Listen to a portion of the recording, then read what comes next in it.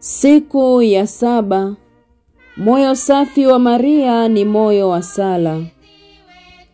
Maria alikuwa daima katika hali ya sala.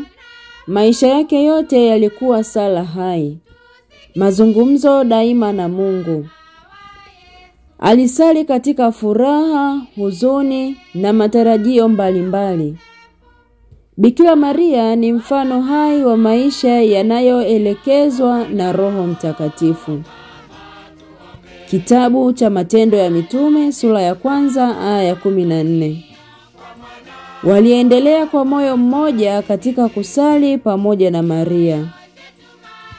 Naye Mtakatifu Teresia wa Avila anasema, sala ya Maria ilikuwa upawa wa neema kwa dunia.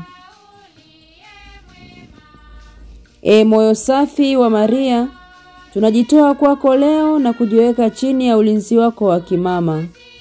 Tuongoze katika njia ya utakatifu, utuombee kwa mwanao Yesu Kristo, ili nasi tuweze kufikia ufalme wa mbinguni. Amina. Atukuzwe Baba na Mwana na Roho Mtakatifu, kama mwanzo na sasa na siku zote na milele. Amina.